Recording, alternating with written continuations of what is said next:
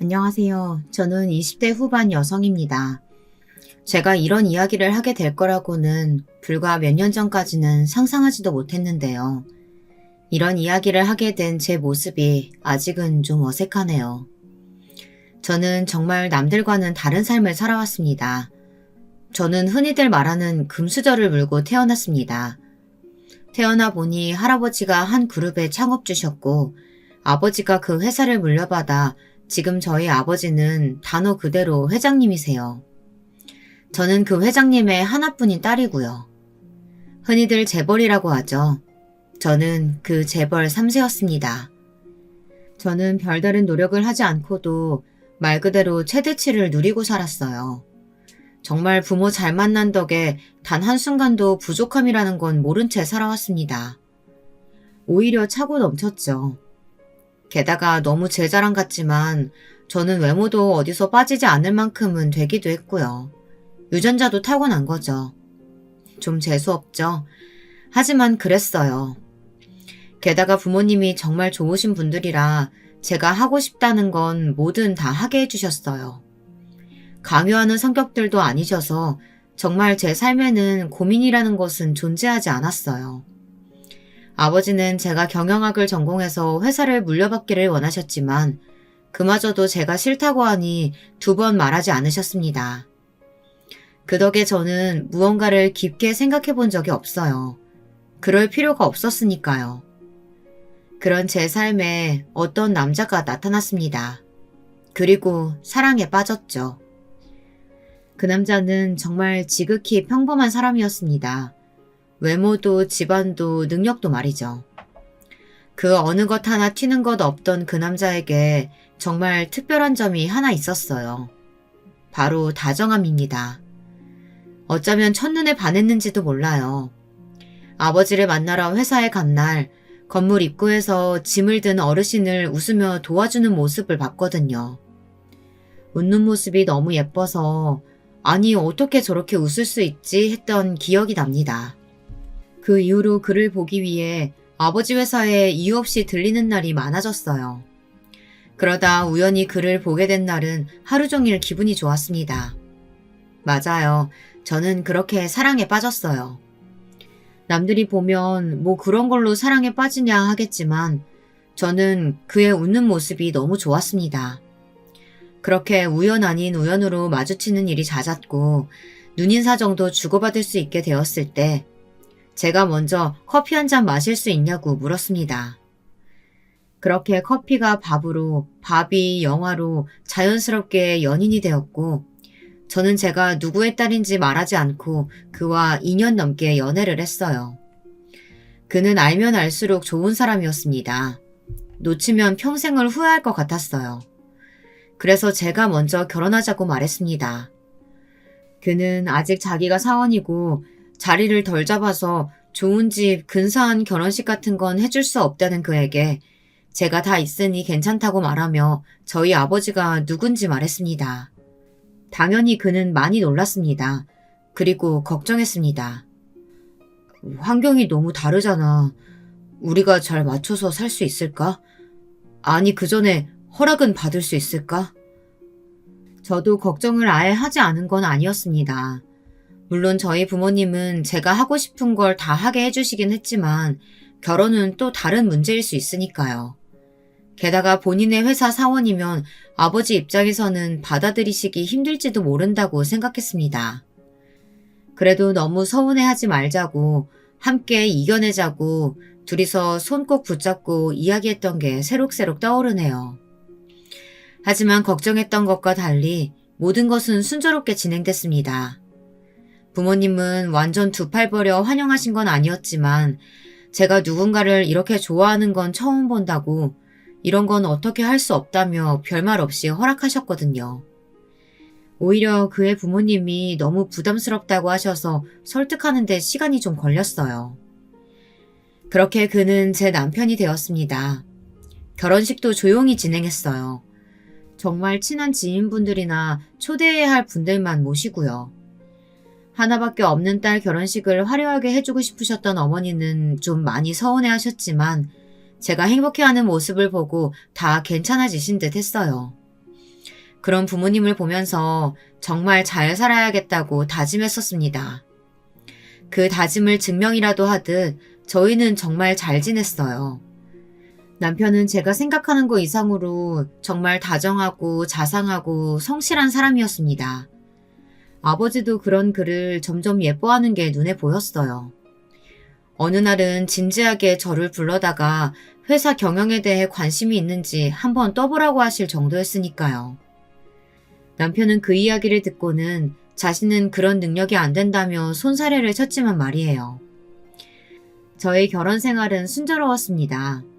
회사에 알리기 싫다 해서 정말 아무도 그가 우리 아버지의 사위라는 사실을 몰랐어요. 언젠가 알게 될 사실이지만 아직은 마음의 준비가 안 됐다 하는 그의 말을 존중했습니다. 걱정이고 고민이고 없이 순조롭기만 할 줄 알았던 제 결혼 생활에 문제가 생긴 건 그로부터 1년쯤 지날 무렵이었습니다. 남편은 어느 순간부터 표정이 조금씩 어두워졌습니다. 피곤에 찌든 얼굴로 집에 들어오고 출근할 때면 얼굴에 근심과 걱정이 가득했습니다. 무슨 일 있어? 무슨 일이 있을 게 뭐가 있어. 없어. 당신 요즘 너무 고민 많고 힘들어 보여. 그런 거 없어. 신경 쓰지 마. 늘 대화가 많던 저희가 어느 순간 대화가 줄어들었고 저는 남편의 눈치를 보기 시작했습니다. 그러다 보니 자연스럽게 불만이 생기게 되더라고요. 힘든 건 알겠는데 그걸 집에서까지 저렇게 티낼 필요가 있나 싶고요.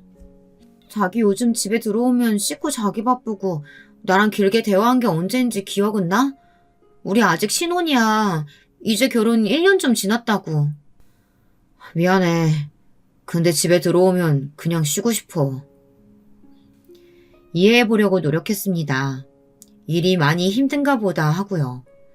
당장 아버지에게 달려가서 남편 좀 덜 힘들게 해달라고 징징거리고 싶었지만 남편의 성격상 그러면 화를 낼 것 같았기에 꾹 참았습니다. 제 마음고생이 날로 깊어지던 어느 날 어쩌면 남편의 그 힘듦이 회사 일 때문이 아닐지도 모른다는 의심이 피어나기 시작했습니다. 어느 순간부터 제가 있는 곳에서 전화나 문자를 받지 않았거든요. 무슨 전화길래 그렇게 매번 나 피해서 받아? 피하다니 일 관련 전화니까 조용한 곳에서 받는 거지. 앞으로는 그냥 앞에서 받아. 내가 불편해서 안 돼. 도대체 뭐가 불편하다는 건지 하나도 이해가 되지 않았어요. 혹시 남편에게 다른 숨겨야 하는 비밀이 생긴 건 아닐까 하는 불안함에 잠도 제대로 이루지 못했습니다. 겨우 1년 만에 이런 모습을 부모님께 보여주고 싶지도 않았고 제 결혼에 대해 뒤에서 수군거리는 이들에게 흥미로운 이야깃거리를 주고 싶지도 않았어요. 그래서 혼자 속만 섞여가는 날들이 지속됐습니다. 그러던 어느 날 주말에도 걸려온 어느 전화를 보고는 제 눈치를 보며 서재로 들어가는 남편의 모습을 보고 터지고 말았습니다. 서재에서 나오기만을 기다렸다가 나오는 그의 휴대폰을 뺏었습니다. 그리고는 최근 통화 목록을 확인했어요. 부장님. 말리는 남편을 피해 방으로 들어가서 문을 잠그고 전화를 걸었어요. 여보세요. 낮은 중년 남성의 목소리에 진짜 부장님이구나 하는 안심과 의심했던 것에 대한 미안함, 그리고 주말에도 전화를 거는 그 부장이라는 사람에 대한 화. 복잡한 감정들이 밀려왔지만 거기서 제 남편을 왜 이렇게 찾냐고 제가 누군지 아냐고 그런 말들을 할 수는 없잖아요. 그래서 그냥 잘못 건 척하기로 했습니다. 아, 죄송합니다. 저희 남편 번호인데 제가 휴대폰을 잘못 만지다가 통화 버튼을 눌렀네요. 오, 소문에 그 이사원 부인분이시구만. 네? 회사로 몇 번 이사원 마중 나온 적 있지? 직원들이 보고 다들 엄청난 미인이라고 칭찬하시던데. 다짜고짜 말을 놓는 부장이라는 사람에 대해 상당히 기분이 나빴지만 어찌되었던 남편의 상사라는 사람이니 저는 예의를 갖췄습니다. 아, 감사합니다. 언제 한번 회식 때 나오면 좋겠구먼. 제가요? 그 소문의 얼굴 나도 한번 보고 싶어서 그래. 아, 꼭 한번 나와. 알겠지? 상당히 좋지 않은 인상을 남기며 그 부장이라는 사람과의 통화는 끝났습니다. 휴대폰을 들고 나가 남편에게 사과했어요. 하지만 남편은 화가 많이 난 듯 했습니다. 제 행동도 행동이었지만 자신을 의심했다는 사실을 믿을 수 없어 했어요. 자기도 나를 좀 이해해줘. 우리 아직 신혼이야.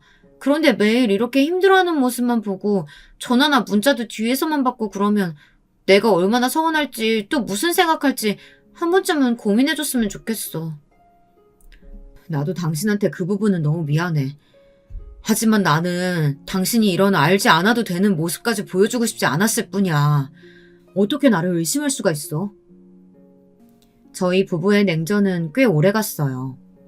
그러던 어느 날이었습니다. 언제나 좀 늦게 들어오긴 했지만 그날은 좀 많이 늦는다 싶긴 했어요.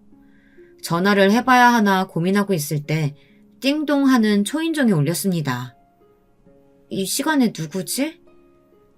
하고 문을 연 그곳엔 술에 잔뜩 취한 남편과 그런 남편을 부축하고 있는 2명의 남편 또래의 남자들이 있었어요. 술도 제대로 마시지 못하면서 뭘 이렇게 마셨나 싶은 마음에 너무 놀라서 눈이 동그래져 있는 사이 정신이 비교적 말짱해 보이는 한 명이 자초지정을 설명했습니다. 오늘 저희 팀 회식이 있었는데 부장님이 이사원한테 술을 너무 많이 권하셔서 너무 나무라지 마세요. 부장님은 왜 그렇게 이사원만 갈구는 거야. 그러니까. 또 그 부장이라는 작자인가 싶어서 화가 나려던 것도 잠시 그 2 직원이 집 안까지 남편을 부축하며 저희 집을 두리번거렸습니다. 야, 이사원 집이 엄청 삐까뻔쩍하네. 금수저라는 소문이 진짠가 봐. 정신 차려, 예의 없이. 죄송합니다. 아니요, 괜찮아요. 남편을 눕히고 나가는 길에도 그 2 직원들은 연신 저희 집을 두리번거렸습니다. 일반 직장인의 월급으로는 확실히 얻을 수 없는 집이긴 했겠죠. 그 2 사람이 나가고 잠든 남편의 거칠어진 얼굴을 보며 언제까지 비밀로 할 수는 없겠다고 생각했습니다. 이젠 남편을 설득해 회사에도 알려야겠더라고요. 안 돼. 그걸 알리는 건 내가 어느 정도 조금이라도 인정을 받고 난 뒤의 얘기야. 남편은 확고했어요. 달리 방법이 없었습니다. 그렇게 또 며칠이 지났습니다. 잦은 남편의 야근은 계속되었고 이제는 회식도 점점 늘어가는 듯 했어요.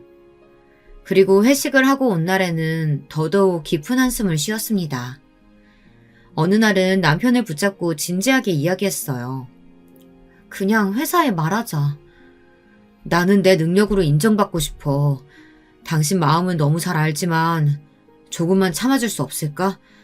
누구의 사위라는 이유만으로 사람들이 달리 대하기에 나는 너무 부담스러워. 남편의 그런 점을 사랑했지만 답답했습니다.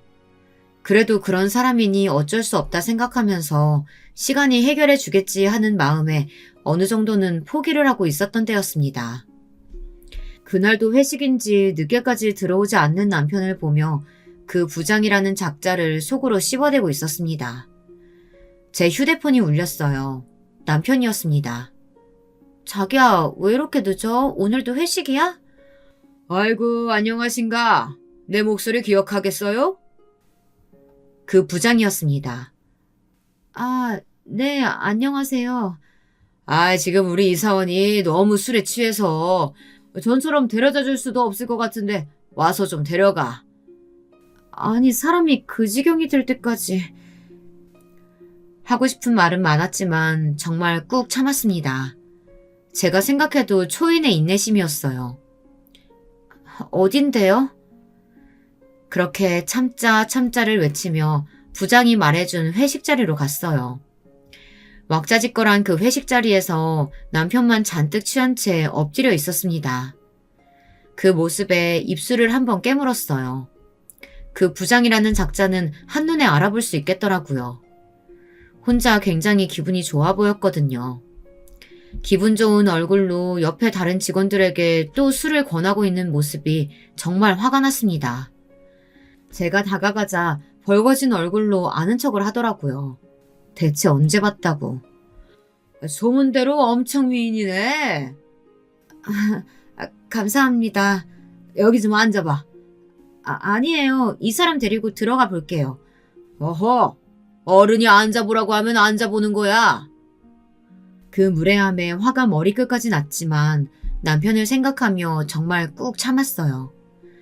하지만 그 뒤로 나오는 말들은 정말 가관이었습니다. 도저히 참아줄 수 없을 정도로 말이죠. 듣기로는 집이 엄청 좋다면서? 이사원이 그런 티가 정말 하나도 안 나서 몰랐지 뭐야. 이런 미인으로 괜히 얻는 게 아니라니까. 역시 집안에 돈이 많아야. 안 그런가? 부장의 그 말에 직원들이 제 눈치를 보며 어색한 웃음들을 지었습니다. 그 직원들도 저 부장 비위 맞추려면 꽤나 고생하겠구나 생각했어요. 그런 집은 얼마나 해? 저도 잘 몰라요.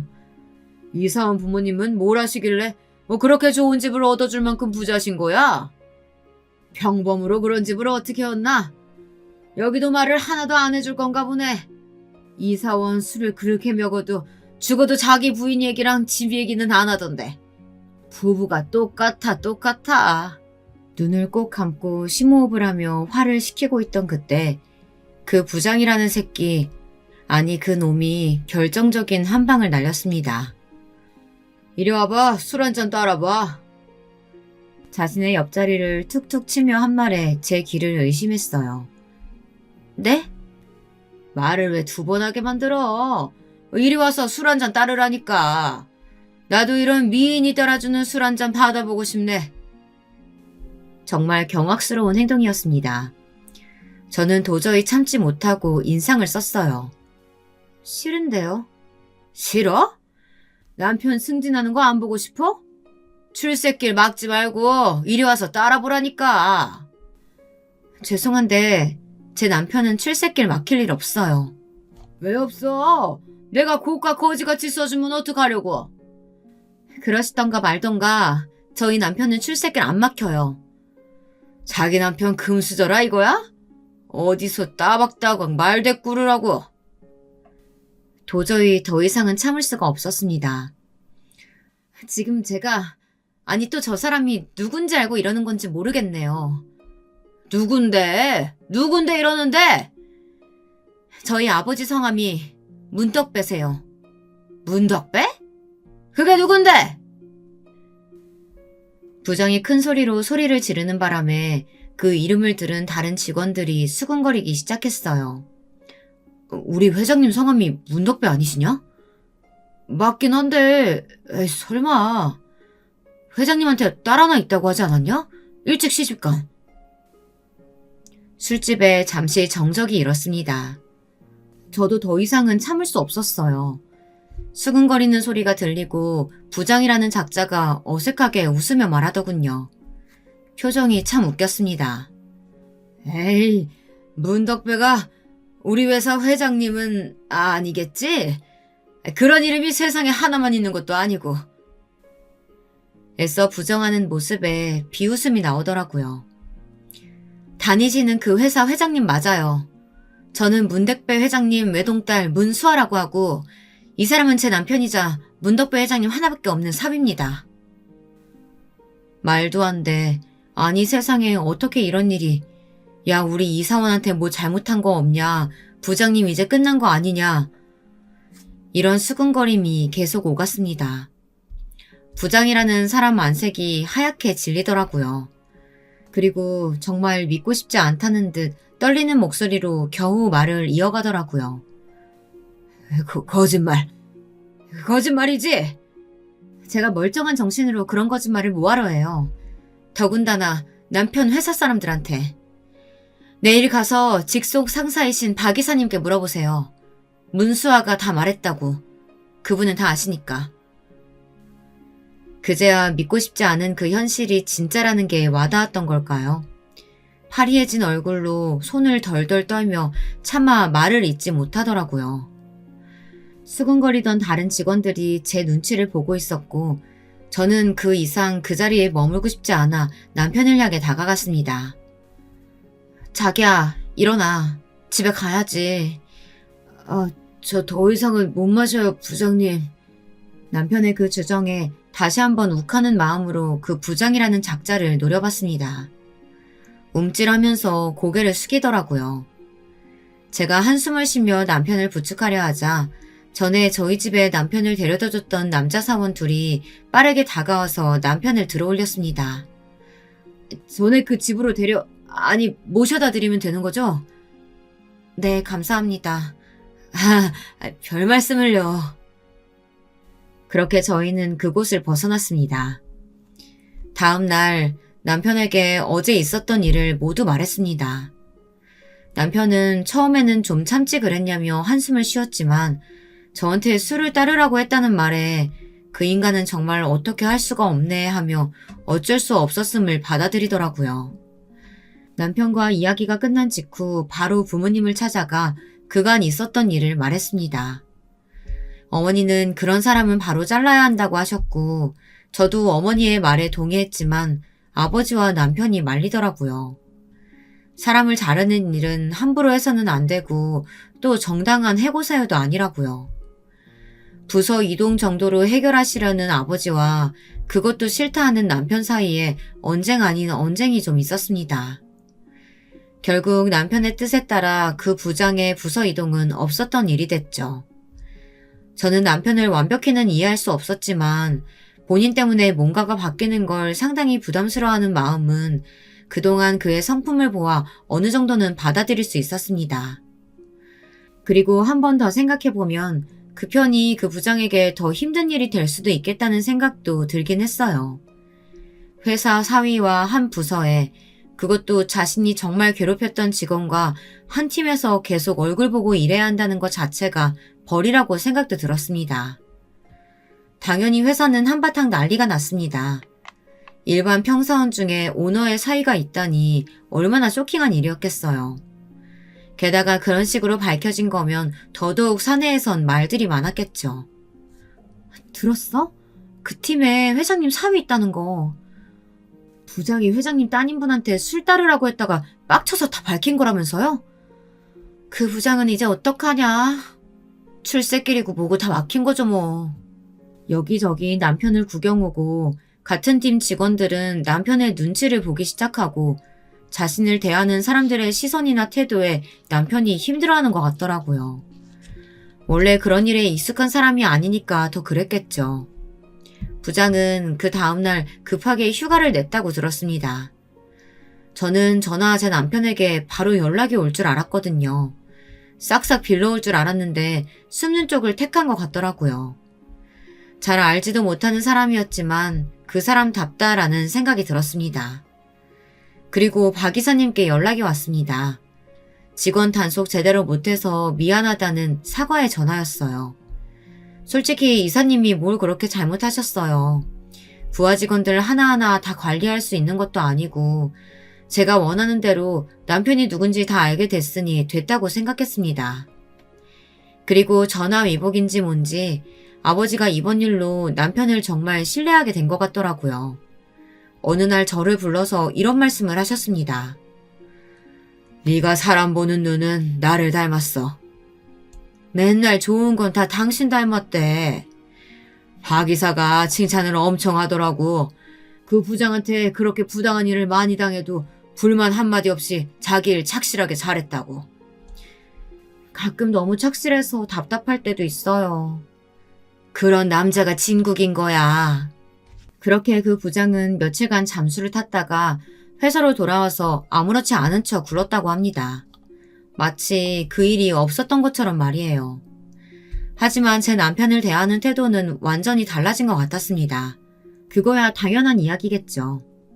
사람들이 나를 너무 조심스럽게 대하니까 부담스러워.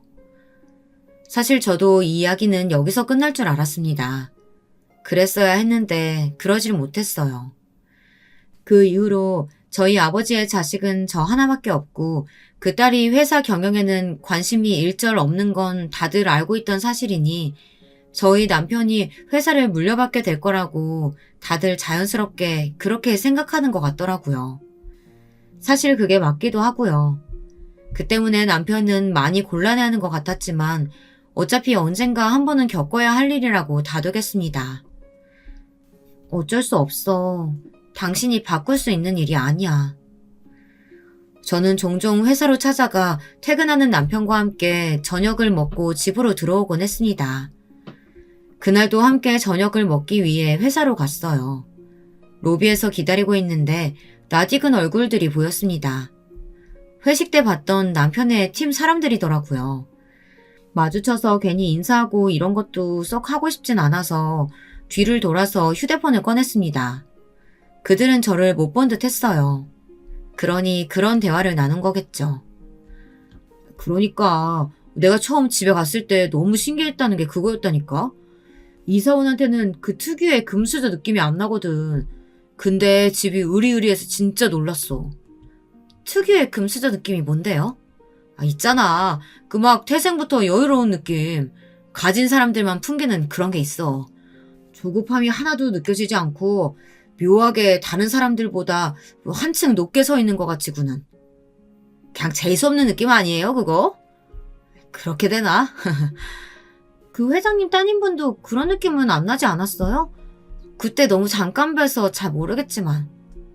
아니야, 그 회장님 딸은 그 느낌이 딱 있어. 전에 나 이사원 데려다 주러 집에 갔을 때에도 묘하게 사람을 자기 아랫사람 다루듯 했다니까. 그랬나? 나는 잘 못 느꼈는데. 그냥 되게 미인이시라는 거 말곤. 네가 둔해서 그래. 기분 나쁜 뒷담화였지만 없는 데선 나람님도 욕한다는데 뭐 하며 넘길 수 있는 이야기들이었습니다. 워낙 이런저런 이야기를 많이 들어왔던지라 그런가 보다 하기도 했고요. 그럼 이사원이 이 회사 다 물려받는 걸까요? 그렇지 않을까? 딸이 경영에는 관심이 없다며. 남자판 신데렐라라니까 진짜. 무슨 복이야. 얼굴이 잘생긴 것도 아니고 집안이 괜찮은 것도 아니고 대체 뭐에 반해서 결혼을 한 건지. 왜요? 성격 엄청 좋으시던데. 성격은 나도 좋아. 남편을 욕하는 건 참을 수 없어서 나서려던 그때였습니다. 벌써 왔어? 멀리서 남편이 저를 부르는 소리가 들려서 뒤를 돌아 웃으며 인사를 했어요. 열심히 뒷담화하던 직원들의 얼굴이 굳어진 게 보였습니다.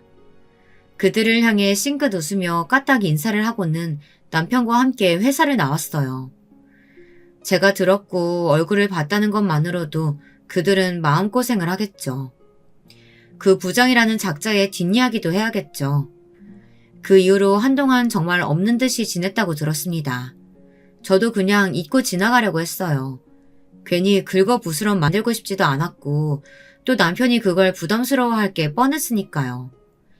회식도 야근도 없어졌고 남편을 괴롭히는 것들이 다 사라진 것만으로도 만족하려고 했습니다. 그러던 중 그 부장이 스스로 부서 이동 신청을 했다는 이야기를 박 이사님을 통해서 들었습니다. 그게 받아들여지지 않자 저를 한번 만나고 싶다는 이야기를 전해왔어요. 만나기 싫었지만 왜 나를 만나고 싶어 하는지 무슨 이야기를 하려고 그러는 건지 이야기나 들어보자 하는 마음으로 그 자리에 나갔습니다. 들어가자마자 전과는 전혀 다른 표정을 하고 앉아있는 모습을 보고 픽 웃음이 나왔어요.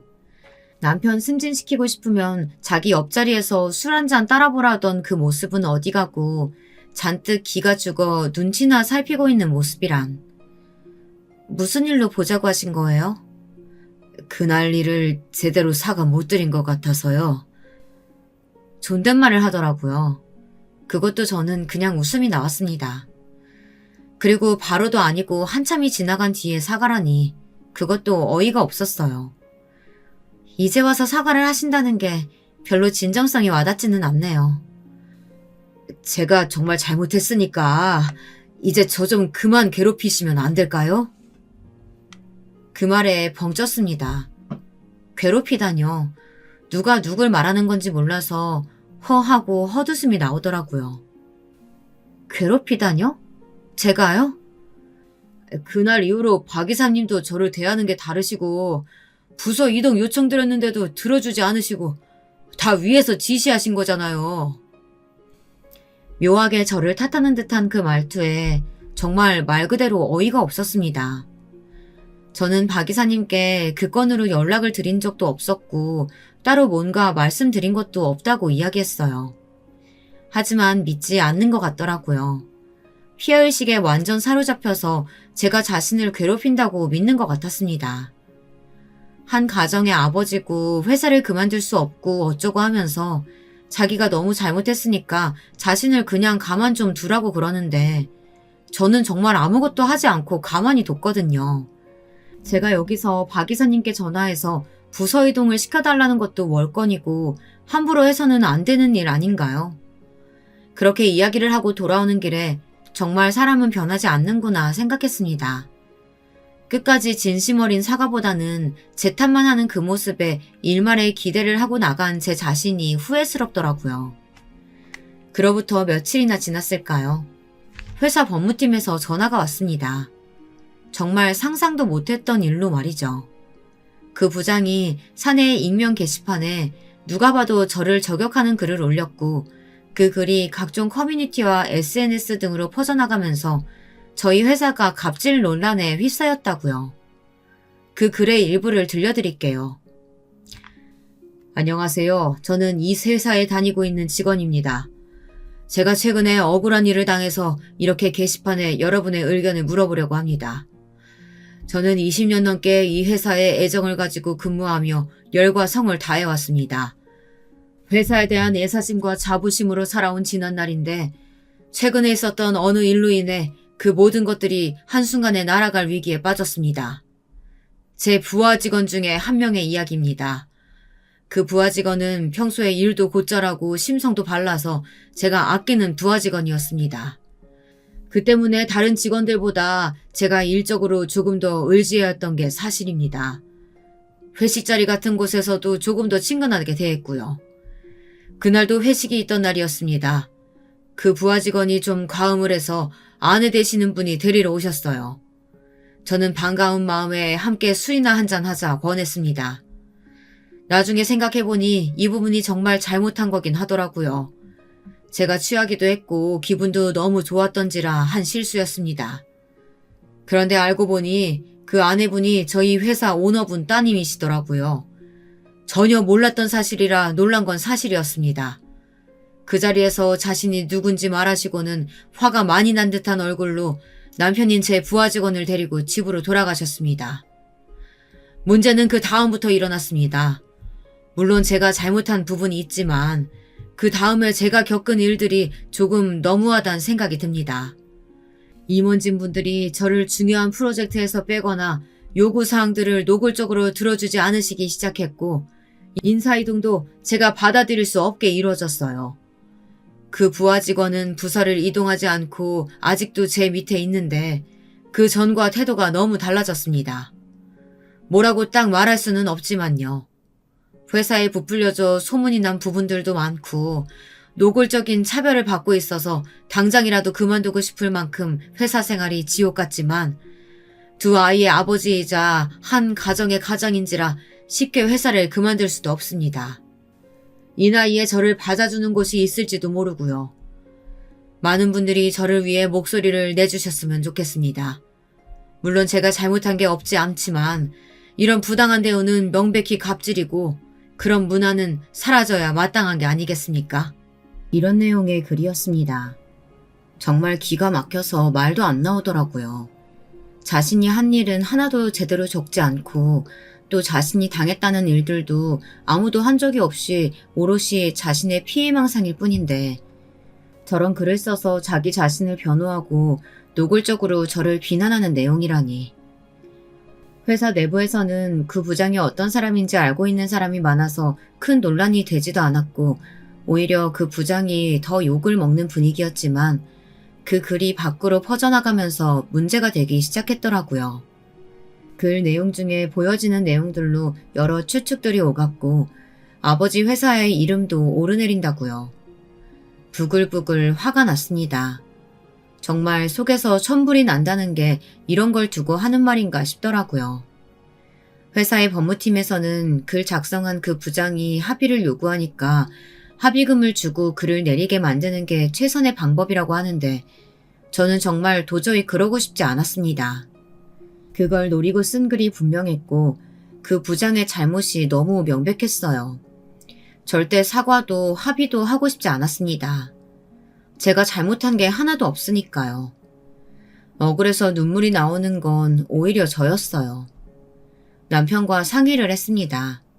남편도 제가 하지도 않은 일로 사람들에게 손가락질을 당하는 것에 대해 분노했어요. 그건 아버지도 동의하셨습니다. 회사 법무팀에서 만류했지만 저는 제 억울함을 이야기하고 그리고 그 부장이라는 사람의 잘못됨을 알리기로 했어요.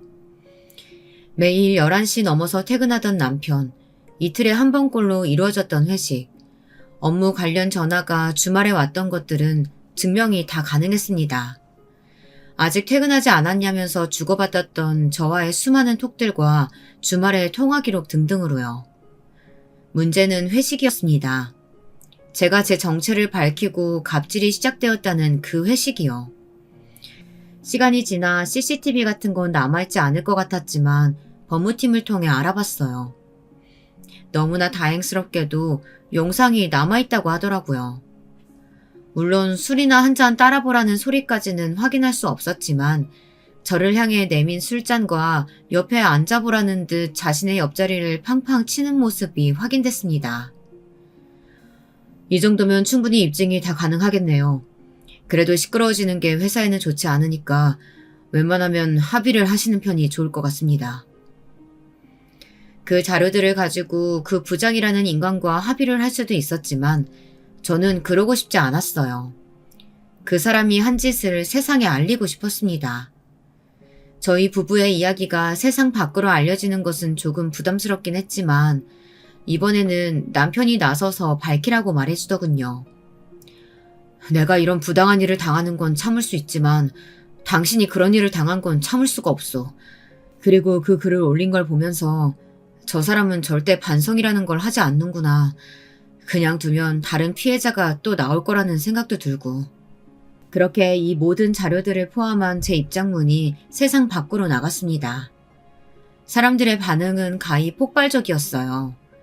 요즘도 그 부장 같은 사람이 있다는 사실에 경악하는 사람들도 많았고 그 부장의 뻔뻔함과 저와 제 남편의 이야기도 주목을 받았습니다. 어쩌다 결혼을 하게 되었고 뭐 그런 이야기들이요. 세상이 그 부장을 향해 손가락질하기 시작했어요. 상황이 완전 역전된 거였죠. 그 부장도 제가 이렇게까지 나올 줄은 몰랐던 것 같더라고요. 적당히 몇 억 쥐어주면서 합의하면 회사를 그만두고 나가서 그 돈으로 편하게 살 생각이었겠죠. 그런 어림도 없는 꿈을 꾸며 어쩌면 행복에 부풀었을지도 모를 일입니다. 다시 생각해도 화가 나네요. 돈 없는 회식 문화 이대로 괜찮은가? 야근 없다고는 하지만 하지 않으면 눈치 주는 직장 문화. 이런 기사들이 쏟아졌습니다. 물론 현대판 남자 신데렐라 스토리 같은 기사들도 함께 나와서 신경에 거슬리긴 했지만 이미 한번 각오한 일이었으니까 어쩔 수 없다 생각했어요. 어차피 한 번은 겪어야 될 일이라며 난 정말 괜찮아. 그렇게 말해주는 남편이 너무 고마웠습니다. 그로부터 며칠 뒤 다시 그 부장이라는 사람에게 연락이 왔습니다. 이번에는 흔쾌히 만나겠다 그 자리에 나갔어요. 어떤 얼굴을 하고 어떤 말을 할지 궁금했거든요. 멀리서 봐도 얼굴이 굉장히 초췌해져 있었습니다. 전혀 동정심이 일지 않았어요. 그 글에서는 상당히 당당하시더니 오늘은 아니시네요. 제가 입을 열자마자 그 부장은 무릎을 꿇었습니다. 그리고는 주변 사람들이 들으라는 듯 일부러 큰 소리로 사과를 하기 시작했어요. 일부러 보란 듯 과도하게 말이죠. 정말 제가 죽을 죄를 지었습니다. 사모님, 한 번만 용서해 주세요. 제가 왜 그쪽 사모님인지도 모르겠고 저는 용서할 마음도 없어요. 이렇게 되니까 사과하시는 게 제일 어이가 없네요. 술 한잔 따라보라던 그 당당한 태도는 다 어디 가고. 그건 누구신지 몰라 뵙고. 누군지 모르면 회장 딸이 아니면 술을 따라도 된다는 말인가요? 세상에 상사 술을 따라야 되는 사람은 따로 구분되어 있지 않아요. 그건 업무가 아니잖아요. 그 부장은 누가 봐도 과한 액션으로 사람들 이목을 끌어서 저를 한 번 더 곤란하게 만들 심산이 분명했어요. 큰 소리를 내며 무릎을 꿇자마자 주변에 있는 사람들이 휴대폰을 들어 저희 두 사람을 찍기 시작했거든요. 그래서 저는 일부러 더 그 술자리에 대한 이야기를 했습니다. 요즘 같은 시대에 일반 평사원의 부인에게 술을 따르라고 하는 게 말이 되냐고요. 그랬더니 제 예상대로 사람들이 그렇지, 저게 맞는 말이지 하며 동의를 하기 시작하더라고요. 그 웅성거림을 들었는지 얼굴이 시뻘개지더니 갑자기 제 발목을 잡고 우는 소리를 내기 시작했습니다. 한 번만 용서해 주시면 정말 회사에 목숨이라도 바치겠습니다. 제발 자르지만 말아주세요. 한 가정의 아버지고 두 아이의 아빠입니다. 정말 기가 찼습니다. 여기서까지 저러다니. 저런 아버지를 둔 아이들이 불쌍할 지경이었어요. 저는 부장님을 자른다고 한 적이 한 번도 없어요. 그 관련해서 회사분들에게 요청드린 적도 없고요. 앞으로도 그런 월권 행위는 하지 않을 거예요. 그러니까 부당 이익을 당한다고 너무 억울해하지 않으셔도 됩니다. 사내평판은 이미 그 전부터 안 좋았던 거 아시잖아요. 당황하지 않고 조목조목 따지는 모습들이 그대로 찍혔고 그 영상들이 인터넷에 한 번 더 게시가 됐습니다. 물론 그 부장의 표는 거의 없었고요. 그 부장은 그 뒤로 정말 죽은 듯이 지내는 걸로 알고 있어요. 그 부장과 저와의 이야기는 여기까지입니다. 속 시원한 사이다 결말을 원하시는 분들이 많으시겠지만 그 부장은 그 뒤로 부서 이동을 해서 아버지 회사를 계속 다니고 있어요. 물론 모든 사원들의 수군거림과 손가락질을 받고 있지만 이미 소문이 날 대로 다 나서 회사에 딱 붙어있는 거 말고는 아무것도 할 수 있는 게 없겠죠. 저희 부부 이야기가 세상을 통해 나가는 바람에 남편은 원치 않은 사람들의 관심을 한몸에 받아야 했습니다. 그것 때문에 한동안은 힘들어했어요. 어딜 가나 남자 신데렐라는 둥, 도대체 어떤 매력이 있길래 재벌집 사위가 된 거냐는 둥, 평소라면 듣지 않아도 될 말을 잔뜩 듣게 되었으니까요. 그 점이 너무 미안했는데 어느 날 남편이 그러더라고요. 내가 당신과 결혼할 마음 먹었을 때 이미 다 각오한 일이야. 언젠가 한 번쯤은 겪어야 할 일, 빨리 겪으면 나중에 편하고 좋지 뭐. 그렇게 말해주는 남편이 너무 고마웠습니다. 그 부장과의 사건은 그 사람의 잘못이 너무 명확하게 세상에 다 밝혀진 거니라 저희에게 다른 이야기가 덧붙여지지는 않았어요. 하지만 그것 외에도 뒷말하기 좋아하는 사람들의 입에서 입으로 정말 터무니없는 소문들이 나기도 했었습니다. 그 중에 하나를 말씀드릴게요. 어느 날 남편이 그러더라고요. 당신 회사에 나 몰래 와서 나 보고 간 일 있어? 응? 아니? 근데 왜 그런 얘기가 돌지? 무슨 얘기? 직원들이 남편 몰래 하는 이야기를 남편이 들었답니다. 제가 회사에 몰래 찾아와서 남편을 감시한다고요. 그 부장 사건 때 제가 남편 휴대폰을 봤다는 사실과 남편을 의심해서 부장에게 전화를 걸었다는 이야기가 꼬리에 꼬리를 물고 부풀려진 것 같더라고요. 거기에 제가 한두 번 아버지 회사 로비에서 남편을 기다리는 모습이 목격된 적이 있어서 그 소문은 직원들 사이에서 빠르게 퍼져나간 것 같아요. 모른 척 하려고 했지만 아무래도 신경이 쓰여서 좀 알아봤더니 아주 말도 안 되는 이야기를 자기들끼리 하고 있더라고요. 제가 의부증인데 그 증상이 심각해서 병원에 다녀야 할 정도라는 등 정신이 그렇게 이상하니까 재벌집 딸이 평범한 남자랑 결혼을 한 거라는 등 저희 남편이 저 때문에 우울증에 걸렸다는 등 정말 별의별 헛소리들이 난무하고 있다는 소리를 들었습니다. 처음에는 그냥 모른 척 하려고도 생각했어요. 근데 소문이 점점 커져서 어머니 귀에까지 들어갔어요. 그쯤 되니 나서지 않을 수가 없었습니다. 하지만 그저 사람들의 입에서 입을 타고 커지는 소문에 대처할 방법이 뾰족하게 있진 않았습니다. 그래서 그냥 정면 돌파하기로 했어요. 그 소문의 진원지를 잡기로 말이죠. 가만두면 어디까지 퍼져나갈지 짐작조차 되지 않았어요. 범인은 생각보다 쉽게 잡을 수 있었습니다. 전에 로비에서 저랑 제 남편 뒷담을 하다가 걸린 남자 사원 있잖아요. 그 사원이더라고요. 뭐 놀랍지는 않았어요. 뒷담화 하는 걸 즐기는 것 같아 보여서요. 그런데 사실 소문의 진원지를 알았다고 해서 달리 할 수 있는 건 없잖아요. 고소를 하자니 일을 더 키우는 것 같고 그렇다고 그냥 지나가기엔 저 입을 막을 방법이 없고 그래서 생각했습니다. 소문은 소문으로 덮어야 한다고 말이죠. 사실 이 생각을 한 건 어느 우연한 계기였어요. 그날도 남편과 데이트를 하려고 회사 로비에서 남편을 기다리고 있었습니다. 그런데 그 남자 사원이 나오더라고요. 어딘가 심각한 얼굴로 대화를 하고 있길래 본능적으로 몸을 숨겼어요. 저 통화 내용을 들어야 한다는 촉이 딱 서더라고요. 아니나 다를까 대화 내용은 충격 그 자체였습니다. 그게 내 애라는 증거 있어? 너 맨날 다른 남자애들이랑 술 마시고 다녔잖아. 그중 아무나랑 사고쳐서 생긴 앤지 내 앤지 내가 어떻게 알고 책임을 지냐? 너 같은 애들 뻔해. 내가 직장도 괜찮고 집안도 좀 사는 것 같으니까 발목 잡으려는 거잖아. 야, 내가 알아보니까 중절수술 200이면 하더라. 계좌 불러 200 보내줄 테니까. 아니다. 카톡으로 성공할 테니까 그런 줄 알아. 이건 완전 쓰레기 그 자체더라고요. 여자친구가 임신했다는데 막말하는 것도 모자라서 카톡으로 수술비를 송금하다뇨. 놀라서 입을 떡 벌리고 있는데 남편이 나왔습니다. 남편에게 제가 오늘 들은 이야기들을 말했어요. 그런 일은 그냥 모른 척해.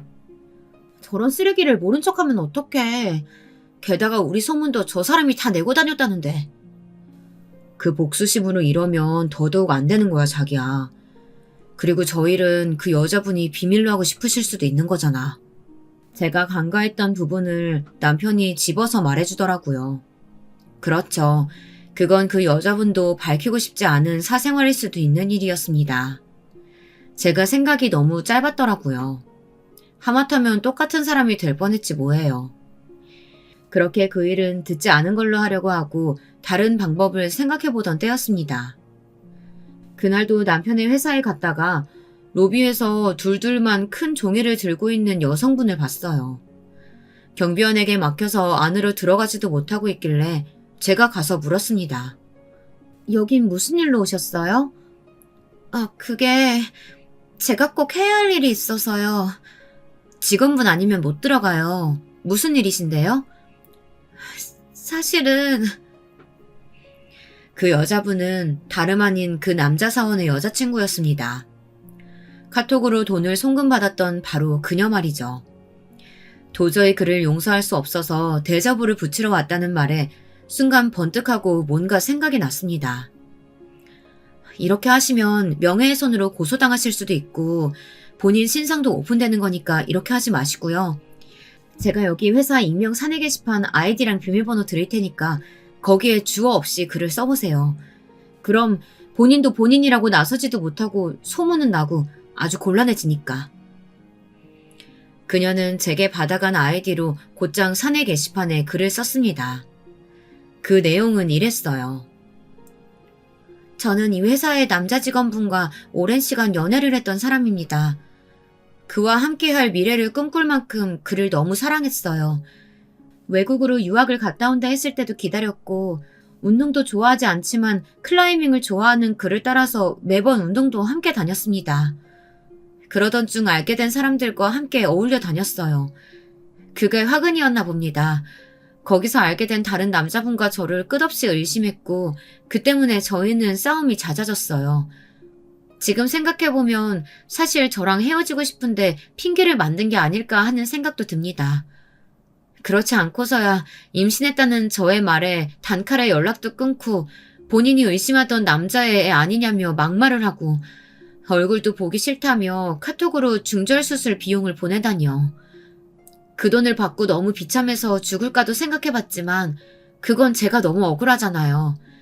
데자부를 붙일까도 생각해봤는데 그러는 것보다는 이 글의 주인공이 자신인지 아닌지 밝혀질까봐 전전긍긍하며 회사를 다니는 글을 보는 게 더 통쾌할 것 같아 이렇게 글을 올립니다. 마지막으로 한마디만 할게요. 야, 이 새끼야. 그거 네 애인 거 너도 알고 나도 알아. 그냥 헤어지고 싶으면 헤어지고 싶다고 하지.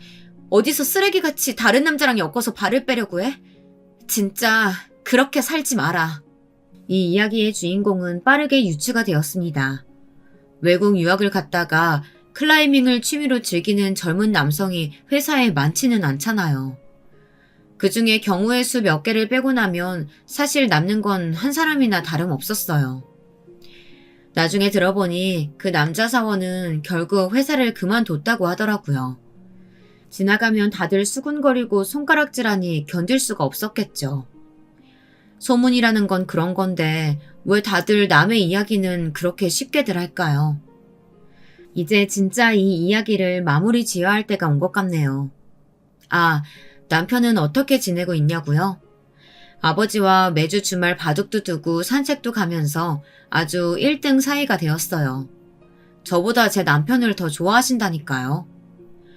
회사에 돌던 소문도 그 남자 사원이 나가서 그런지 아니면 시간이 지나서인지 이제는 조용해졌답니다. 일 잘하고 착하고 바른 제 남편을 좋아하는 사람들이 더 많았고 그 덕에 승진을 해도 뒷이야기가 별로 나오진 않는 것 같더라고요. 누군가는 제 남편을 현대판 신데렐라라고 부르기도 하고 전생에 무슨 복을 쌓았냐고 빈정거리기도 하고 분에 넘치는 복을 받았다고도 합니다. 하지만 저는 전혀 그렇게 생각하지 않아요. 오늘 달이 너무 예쁘다. 같이 산책이나 갈까? 달이 예쁘다고 산책을 함께 가자는 이 남자가 제 인생에 들어와서 저를 얼마나 행복하게 해주는지 사람들은 잘 모릅니다. 그저 겉으로 보여지는 모습을 보고 판단하죠. 그러니 저같이 돈도 많고 외모도 괜찮은 여자가 평범한 남자를 만나 결혼한 것을 믿을 수 없어 하고 자기들의 기준이나 수준에 맞는 이야기들을 가져다 붙여서 자꾸 이유를 만들려고 합니다. 그 부장님도 사실 제 남편이 어떻게 하다가 저 같은 여자를 만난 건지, 왜 그런 큰 집에 사는 건지 남의 일을 궁금해하고 자기 생각하고 싶은 대로 생각하다가 이 사단이 난 거라고 생각해요. 그리고 남들이 소문내는 이야기들을 이용하려 했고요. 저는 그냥 그 사람을 사랑해서 결혼한 것 뿐인데 자꾸 사람들은 거기에 왜를 가져다 붙입니다. 조건이 안 맞네, 누가 더 아깝네 하면서 남을 평가하고 판단하죠. 그러지 않으면 본인도 더 행복할 텐데 왜 그걸 모르는 걸까요? 앞으로도 저는 계속 이런 시선들과 싸워나가야 할 겁니다. 사람들은 그럼에도 여전히 남을 평가하고 또 남의 일에 관심을 갖는 걸 좋아하니까요. 저희 부부는 그런 사람들에게 아주 흥미로운 조건을 가지고 있는 게 사실이고 말이죠. 그럼에도 불구하고 저와 제 남편은 잘 헤쳐나갈 거예요. 서로를 사랑하고 또 서로를 믿으니까요.